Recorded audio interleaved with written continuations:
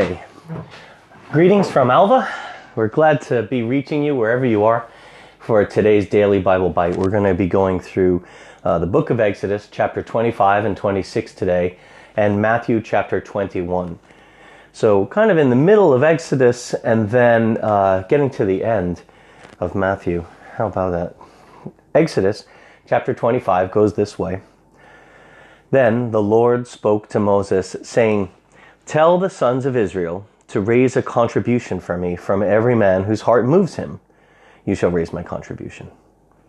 This is the contribution which you are to raise from them: gold, silver, and bronze, blue, purple, and scarlet material, fine linen, goat hair, ram's skins dyed red, porpoise skins, if there were dolphins there, acacia wood, oil for lighting, spices for the anointing oil, and for the fragrant incense, onyx stones and setting stones for the ephod and for the breastpiece.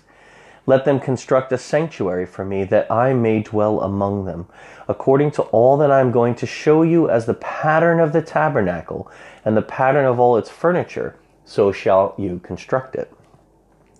They shall construct an ark of acacia wood, 2.5 cubits long, and 1.5 cubits wide, and 1.5 cubits high. You shall overlay it with pure gold inside and out. You shall overlay it, and you shall make a gold molding around it. You shall cast 4 gold rings for it, and fasten them on its 4 feet. And 2 rings shall be on one side of it, and 2 rings on the other side of it. You shall make poles of acacia wood, and overlay them with gold. And you shall put the poles into the rings on the side of the ark, to carry the ark with them. The poles shall remain in the rings of the ark, they shall not be removed from it. Then you shall put the ark into the ark, the testimony which I shall give you. You shall make a mercy seat of pure gold, 2.5 cubits long, and 1.5 cubits wide. And you shall make 2 cherubim of gold. Make them of hammered work at the 2 ends of the mercy seat. Make 1 cherub at one end, and 1 cherub at the other end. And you shall make the cherubim of one piece with the mercy seat at its 2 ends. And the cherubim shall have their wings spread upward, covering the mercy seat with their wings, and facing one another. And the faces of the cherubim are to be turned toward the mercy seat. You shall put the mercy seat on top of the ark, and in the ark you shall put the testimony which I will give to you. Is that the 10 Commandments maybe? The testimony which I shall give to you. There I will meet with you, and from above the mercy seat, from in between the 2 cherubim which are on the ark of the testimony, I will speak to you about all that I will give you in commandment for the children of Israel. You shall make a table of acacia wood, 2 cubits long and 1 cubit wide, and 1.5 cubits high. And you shall overlay it with pure gold, and make a gold border around it. And you shall make for it a rim of a handbreadth around it. And you shall make a gold border for the rim around it. And you shall make 4 gold rings for it, and put the rings on the 4 corners of which are its feet. And the rings shall be close to the rim as holders for the poles to carry the table. You shall make the poles of acacia wood, and overlay them with gold, so that with them the table may be carried. You shall make its dishes and pans, and its jars, and its bowls with which to pour drink offerings. You shall make them of pure gold. You shall set the bread of the presence on the table before me at all times. Very rust-proof stuff, isn't it? Then you shall make the lampstand of pure gold. And the lampstand and its base and its shaft are to be made of hammered work.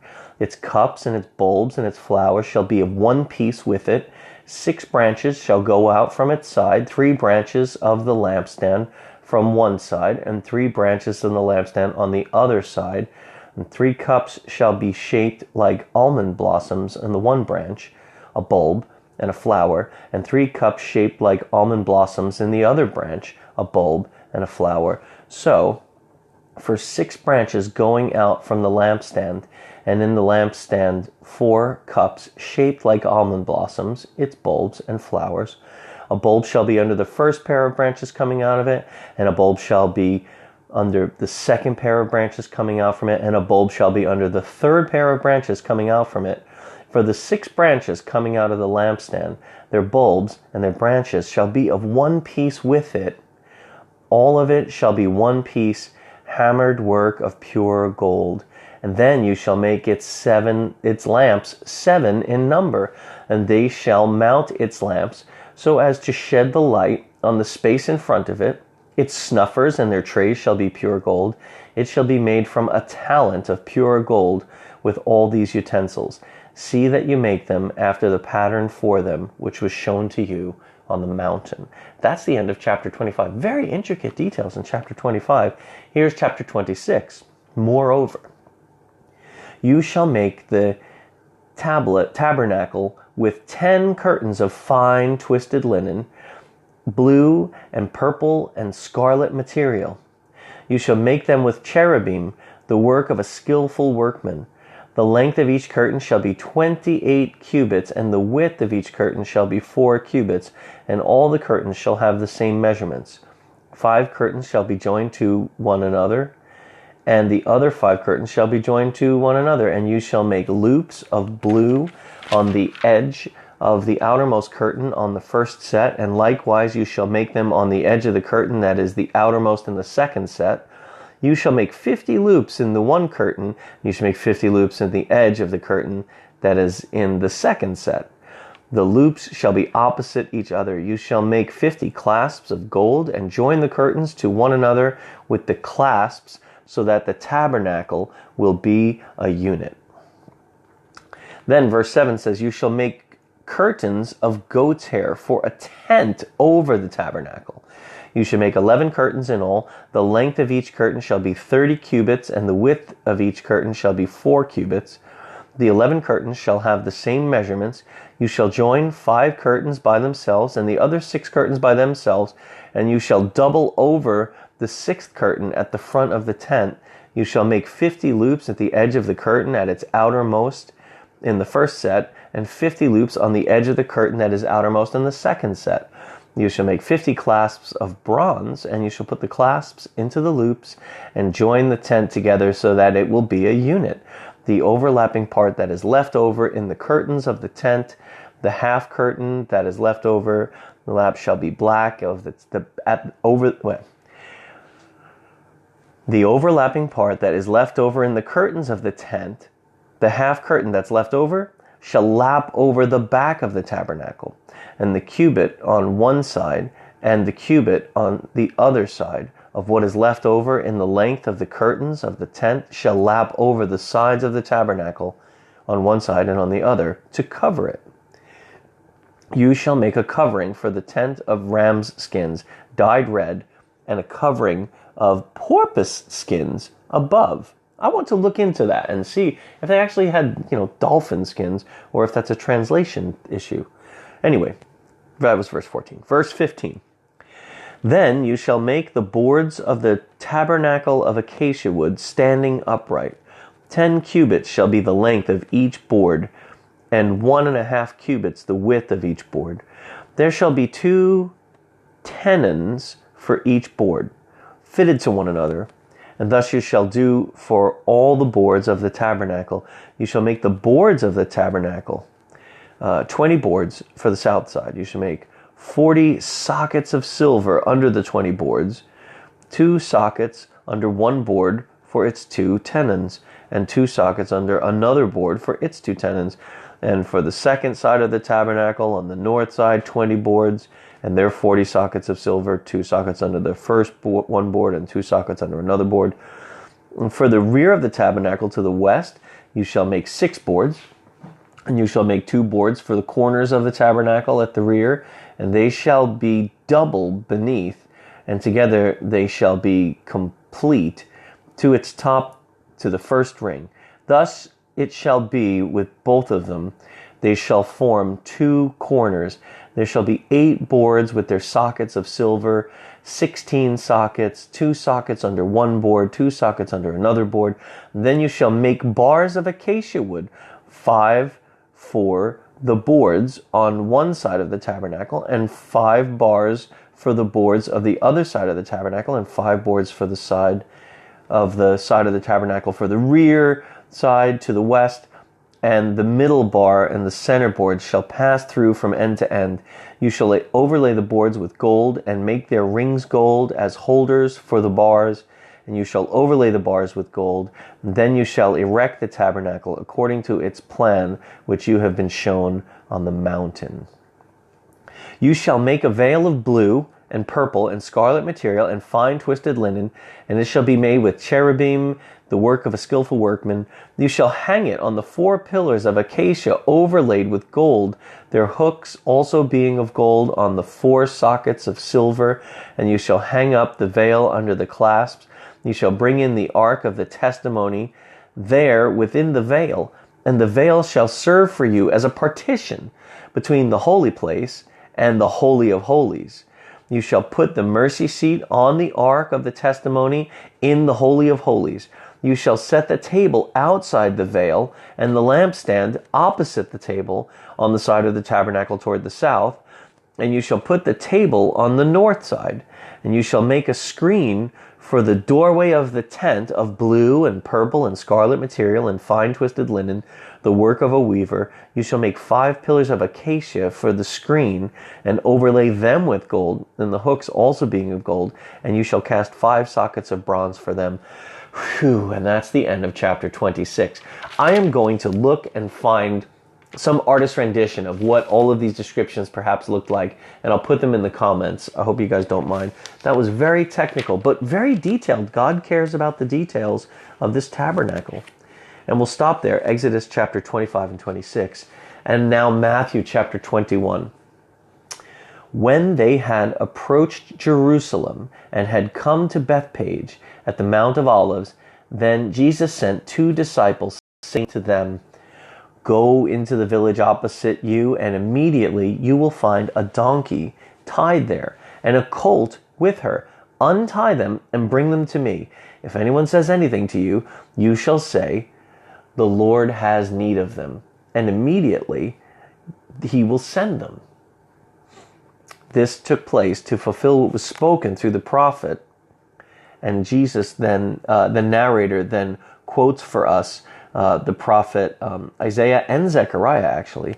He says this, Say to the daughter of Zion, Behold, your king is coming to you, gentle and mounted on a donkey, even on a colt, the foal of a beast of burden. The disciples went and did just as Jesus had instructed them, and they brought the donkey and the colt, and they laid their coats on them, and he sat on the coats, and most of the crowd spread their coats in the road, and others were cutting branches from the trees and spreading them in the road. And the crowds going ahead of him and those who followed were shouting. So they laid out the red carpet, didn't they?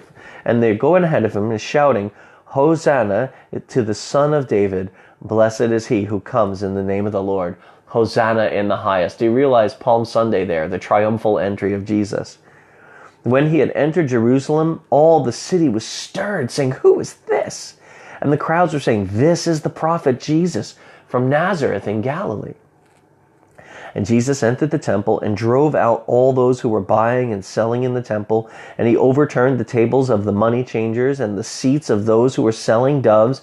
And he said to them, It is written, My house shall be called a house of prayer, but you are making it a den of thieves. And the blind and the lame came to him in the temple, and he healed them. But when the chief priests and the scribes saw the wonderful things that he had done, and the children who were shouting in the temple, Hosanna to the Son of David, they became indignant. And they said to him, Do you hear what these children are saying? And Jesus said to them, Yes. Have you never read, Out of the mouths of infants and nursing babes, you have prepared praise for yourself? And he left them and went out of the city to Bethany, and he spent the night there. Now in the morning, when he was returning to the city, he became hungry, and seeing a lone fig tree by the road, he came to it and found nothing on it except leaves only. And he said to it, No longer shall there ever be any fruit from you. And at once the fig tree withered. And seeing this, the disciples were amazed and asked, "How did the fig tree wither all at once?" And Jesus answered and said to them, "Truly, truly, I say to you, if you have faith and do not doubt, you will not only be able to do what was done to the fig tree, but even if you say to this mountain, be taken up and cast into the sea, it will happen. And all things you ask in prayer, believing, you shall receive." That's quite a teaching. When he entered the temple, the chief priests and the elders of the people came to him while he was preaching and said, "By what authority are you doing these things? And who gave you this authority?" And Jesus said to them, "I will also ask you one thing. Which of you tell me will also tell which I will also ask you one thing. Which, if you tell me, I will also tell you by what authority I do these things." That's the question. The baptism of John was from what source? From heaven or from men? Boy, I fudged that up, didn't I? "I will also ask you one thing," Jesus said, "which if you tell me, I will also tell you by what authority I do these things." The baptism of John. From what source? From heaven or from man was it? And they began reasoning among themselves, saying, "Well, if we say from heaven, he'll say to us, then why did you not believe him? But if we say from men, we fear the people, for they all regard John as a prophet." And answering Jesus, they said, "We don't know." And he also said to them, "Neither will I tell you by what authority I do these things." But what do you think? If a man had 2 sons, and he came to the first and said, "Son, go to work today in the vineyard," and he answered, "I will not," but afterwards regretted it and went, and the man came to a second son, and that same thing he asked, and he answered, "I will, sir," but he did not go, which of the 2 did the will of his father? And they said, "Well, the first." Jesus said to them, "Truly, truly, I say to you that the tax collectors and the prostitutes will get into the kingdom of God before you. For John came to you in the way of righteousness, and you did not believe him. But the tax collectors and the prostitutes did believe him. And you, seeing this, did not even feel remorse afterward so as to believe in him." Listen to another parable Jesus says. "There was a landowner who planted a vineyard, and he put a wall around it, and he dug a wine press in it, and he built a tower, and he rented it out to vine growers, and he went on a journey. When the harvest time approached, he sent his servants to the vine growers to receive his produce. But the vine growers took his servants and beat one and killed another and stoned a third. And again he sent another group of servants larger than the first. They did the same thing to them. And afterwards he sent his son to them, saying, 'Well, they'll respect my son.' But when the vine growers saw the son, they said among themselves, 'This is the heir. Come, let us kill him and seize his inheritance.' And they took him and they threw him out of the vineyard and they killed him. Therefore, when the owner of the vineyard comes, what will he do to those vine growers?" Jesus asked. They said to him, "He'll bring those wretches to a wretched end, and will rent out the vineyard to other vine growers who will pay him the proceeds at the proper season." And Jesus said to them, "Did you never read in the scriptures, the stone which the builders rejected, this became the chief cornerstone? And this came about from the Lord, and it is marvelous in our eyes. Therefore I say to you, the kingdom of God will be taken away from you and given to a people practicing the fruit of it. And he who falls on this stone will be broken to pieces, but on whomever it falls, it will scatter him like dust." When the chief priests and the Pharisees heard his parables, they understood that he was speaking about them. When they sought to seize him, they feared the people because they considered him to be a prophet. And that's the end of chapter 21 of Matthew. That's the end of our Bible Bite today. Thanks for spending time together. We'll see you tomorrow at 12:30. God bless you. Have a think. Go back and read over it and see what you can make heads or tails of all that you've read today. God bless you.